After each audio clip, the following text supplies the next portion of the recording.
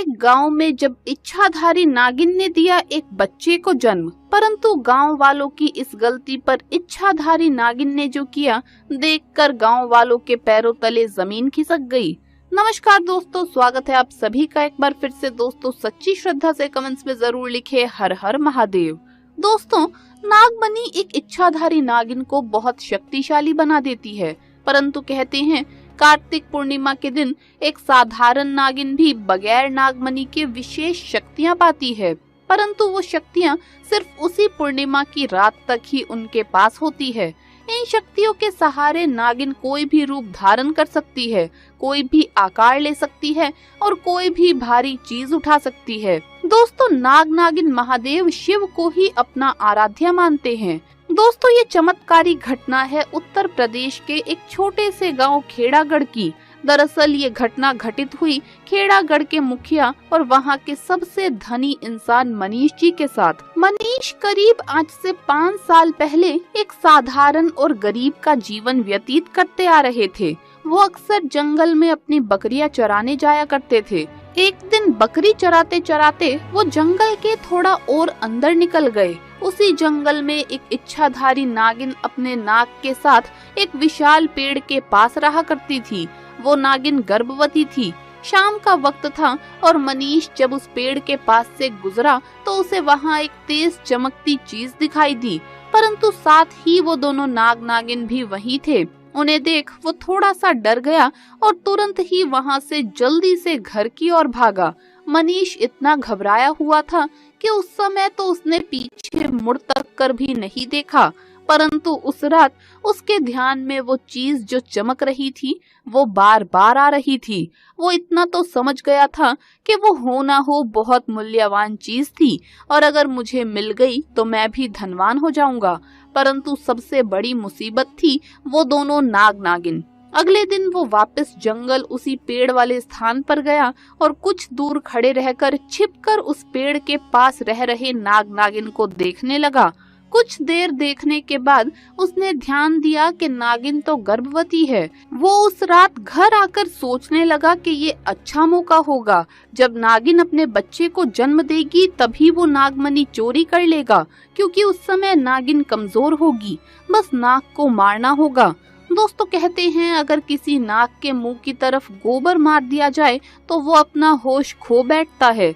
अब मनीष हर रोज गोबर लेकर उस विशाल पेड़ के पास छुपकर सही मौके का इंतजार करने लगा। एक दिन वो मौका भी आया जब नागिन अपने बच्चे को जन्म देने वाली थी। तभी चुपके से मनीष ने नाग के मुंह पर तेजी से गोबर मारा और फिर एक बड़े पत्थर से नाग को मार डाला। फिर उसने नागिन और उसके बच्चे को भी मार डाला और उस मणि को उठाकर जल्दी से घर की तरफ निकल पड़ा।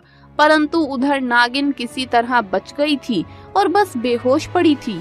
जब नागिन को होश आया और उसने अपने बच्चे और पति को मरा देखा तो उसके दुख दर्द का ठिकाना नहीं रहा। वो उस समय गुस्से से पागल हुई जा रही थी और उसने मनीष से बदला लेने की ठानी, परंतु मणि चली जाने के कारण वो अपनी शक्तियों का प्रयोग नहीं कर सकती थी। परंतु अभी भी वो अपना रूप तो बदल ही सकती थी। इधर मनीष को जैसे ही मणि मिली उसका पूरा जीवन ही परिवर्तित हो गया। उसकी फसल इस बार काफी अच्छी हुई और काफी महंगे भाव में बिकी।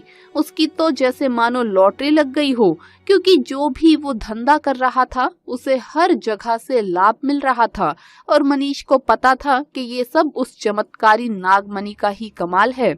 गांव में हर जगह ही उसका नाम था। मनीष के इस रुतबे को देख एक अच्छा रिश्ता मनीष के लिए उसके पास के ही गांव से आया और मीरा नाम की एक सुंदर स्त्री से उसका विवाह संपन्न हुआ।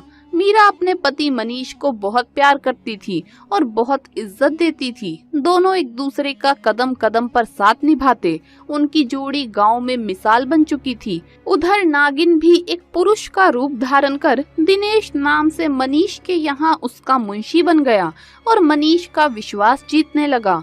मनीष भी दिनेश के व्यवहार और वफादारी को देख उसे अपना भाई समान ही मानने लगा। एक दिन मीरा अपने पति मनीष के पास आती है और बताती है कि तुम पिता बनने वाले हो, मैं गर्भवती हूँ। ये सुन मनीष की खुशी का ठिकाना नहीं रहा। उस दिन वो खुद अपने मुंशी दिनेश के पास गया और बोला, देखो दिनेश, मेरा कोई भाई नहीं है, परंतु जब से तुम्हारा साथ मिला है तुम मेरे सगे भाई से भी कई अधिक बन चुके हो। आज मैं बहुत खुश हूँ, इसीलिए आज मैं अपनी पत्नी और तुम्हें एक खास जगह ले जाना चाहता हूँ, क्योंकि मेरा इस दुनिया में तुम लोगों के सिवा कोई नहीं है। और वो अपनी पत्नी और दिनेश को कार में बैठाकर गांव के एक कोने में ले जाकर कार एक छोटी सी कुटिया के सामने रोकता है और बताता है कि जब वो छोटा था तब इसी कुटिया में उसकी माँ की जान उसे जन्म देते समय चली गई थी। उसके पिता तो पहले ही गुजर चुके थे। तब एक बूढ़े बाबा ने उसकी माँ को वहीं दफना दिया था और मनीष को उसी बूढ़े बाबा ने पाला था। मनीष बताता है कि जब भी उसके साथ कोई बुरी घटना होती है या वो दुखी होता है तब बस वो इसी कुटिया के पास चला आता है। यहाँ उसे एक अनोखे सुकून का एहसास होता है। मनीष आगे बताता है कि आज तुम दोनों को मैं इसलिए यहाँ लाया हूँ क्योंकि तुम दोनों अब मेरी जिंदगी का एक अहम हिस्सा बन चुके हो। दोस्तों, ये सुन सभी के आंखों में पानी भर आता है। कुछ देर रुकने के बाद जब वो वापस पहाड़ी से होते हुए घर को जाते हैं तो अचानक उनकी गाड़ी पहाड़ी पर एक बड़े पत्थर से टकराती है और गाड़ी को जोर का झटका लगता है, जिसके कारण मनीष तो कार में ही फंसा रहता है, परंतु उसकी पत्नी मीरा पहाड़ से नीचे गिर एक पेड़ पर अटक जाती है और उस पेड़ के ठीक नीचे ही बहुत गहरी खाई थी। दोस्तों, वो रात कार्तिक पूर्णिमा की रात थी। दिनेश अपनी शक्तियां पाकर पुनः नागिन रूप धारण कर लेता है। मनीष दिनेश को देख चौंक जाता है क्योंकि दिनेश अब नागिन में पुनः बदल गया था। वो नागिन मनीष को बताती है कि कैसे ठीक इसी तरह वो भी इसी स्थिति में फंसी थी जब मनीष ने उसका पूरा घर संसार लूट लिया था, उसके पति और बच्चे को मारकर, और आज मेरे पास बदला लेने का मौका है। मनीष घायल गाड़ी में फंसा हुआ था और रो रो कर नागिन को बोलता है कि भले मेरी जान ले लो, परंतु मेरी पत्नी गर्भवती है, उसे छोड़ दो। परंतु तभी उस नागिन को अपनी वही स्थिति याद आती है कि क्या होता है जब कोई अपना छिन जाता है। ये जिंदगी का सबसे बड़ा दुख होता है। नागिन ने मनीष का उसकी पत्नी के प्रति सच्चा प्यार देख उसे माफ कर दिया और सीमा को उस पेड़ से निकालकर बचा लिया तथा दोनों को हॉस्पिटल छोड़ खुद वापस जंगल में उसी विशाल पेड़ के पास चली गई। जब मनीष हॉस्पिटल से स्वस्थ होकर अपनी पत्नी के साथ घर वापस लौटा तो उसे अपनी गलती का एहसास हुआ और उसने जाना कि उसने कितनी बड़ी गलती की है। वो नागमणि को लेकर उसी विशाल पेड़ के पास गया और उस पेड़ के पास उस नागमणि को रख फूट फूट कर रोने लगा और शाम को वापस घर आ गया। दोस्तों, कभी कभी इंसान लालच में इतनी बड़ी गलती कर बैठता है कि फिर उस गलती को कभी भी ठीक नहीं किया जा सकता और बस अंत में पछतावा ही रह जाता है। आपको ये घटना अगर अच्छी लगी हो तो इसे लाइक करें, अपने दोस्तों के साथ शेयर करें और हमें सब्सक्राइब करना ना भूले। दोस्तों, सच्ची श्रद्धा से कमेंट्स में जरूर लिखें हर हर महादेव।